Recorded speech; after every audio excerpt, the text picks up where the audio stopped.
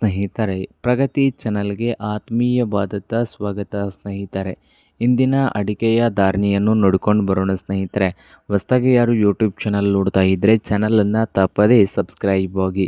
ನಾವು ಪ್ರತಿದಿನದ ಅಪ್ಡೇಟ್ ನೀಡ್ತಾ ಇರ್ತವೆ, ಚಾನಲನ್ನು ತಪ್ಪದೇ ಸಬ್ಸ್ಕ್ರೈಬ್ ಆಗಿ. ಇಂದು ಅಡಿಕೆಯ ಧಾರಣೆಯನ್ನು ನೋಡ್ಕೊಂಡು ಬರೋಣ ಬನ್ನಿ ಸ್ನೇಹಿತರೆ. ಇಂದು ಶಿವಮೊಗ್ಗದಲ್ಲಿ ಹೊಸ ಅಡಿಕೆಯ ಬೆಲೆ ನೋಡುವುದಾದರೆ ಒಂದು ಕ್ವಿಂಟಲ್ಗೆ 67,000ದಿಂದ 84,000 ರೂಪಾಯಿವರೆಗೆ ಬೆಲೆಯನ್ನು ಹೊಂದಿದೆ. 67,000ದಿಂದ 84,000 ರೂಪಾಯಿವರೆಗೆ ಒಂದು ಕ್ವಿಂಟಲ್ಗೆ ಸರಾಸರಿ ಬೆಲೆಯನ್ನು ಹೊಂದಿದೆ ಹೊಸ ಅಡಿಕೆದು ಶಿವಮೊಗ್ಗದಲ್ಲಿ. ಹಾಗೆ ಸರಕು ಅಡಿಕೆಯ ಬೆಲೆ ನೋಡೋದಾದರೆ ಶಿವಮೊಗ್ಗದಲ್ಲಿ 67,000ದಿಂದ 84,000 67,000ದಿಂದ 84,000 ರೂಪಾಯಿವರೆಗೆ ಸರಾಸರಿ ಬೆಲೆಯನ್ನು ಹೊಂದಿದೆ ಒಂದು ಕ್ವಿಂಟಲ್ಗೆ ಸರಕು ಅಡಿಕೆಯ ಬೆಲೆ.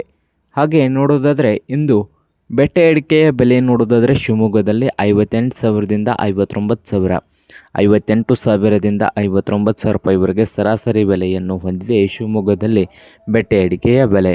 ಹಾಗೆ ರಾಸಿ ಅಡಿಕೆಯ ಬೆಲೆ ನೋಡೋದಾದರೆ ಇಂದು ಶಿವಮೊಗ್ಗದಲ್ಲಿ ಒಂದು ಕ್ವಿಂಟಲ್ಗೆ ರಾಸಿ ಅಡಿಕೆಯ ಬೆಲೆ 50,000ದಿಂದ 52,000 ರೂಪಾಯಿವರೆಗೆ ಸರಾಸರಿ ಬೆಲೆಯನ್ನು ಹೊಂದಿದೆ. 50,000ದಿಂದ 52,000 ರೂಪಾಯಿವರೆಗೆ ರಾಸಿ ಅಡಿಕೆಯ ಬೆಲೆ ಶಿವಮೊಗ್ಗದಲ್ಲಿ ಒಂದು ಕ್ವಿಂಟಲ್ಗೆ ಸರಾಸರಿ ಬೆಲೆಯನ್ನು ಹೊಂದಿದೆ.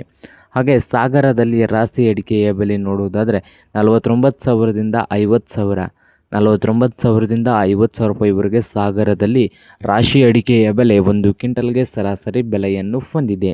ಹಾಗೆ ಇಂದು ಸೊರಬದಲ್ಲಿ ರಾಸಿ ಇಡೀ ಅಡಿಕೆ ಬಂದು ನೋಡೋದಾದರೆ ರೇಟ್ ಬಂದು 40,000ದಿಂದ 47,000 ರೂಪಾಯಿವರೆಗೆ ಒಂದು ಕ್ವಿಂಟಲ್ಗೆ ಸರಾಸರಿ ಬೆಲೆಯನ್ನು ಹೊಂದಿದೆ.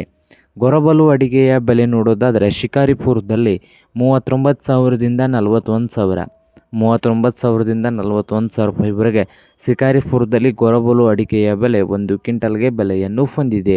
ಹಾಗೆ ಶಿವಮೊಗ್ಗದಲ್ಲಿ ಗೊರಬಲು ಅಡಿಕೆ ಬಂದು 30,000ದಿಂದ 40,000 ರೂಪಾಯಿವರೆಗೆ ಒಂದು ಕ್ವಿಂಟಲ್ಗೆ ಬೆಲೆಯನ್ನು ಹೊಂದಿದೆ.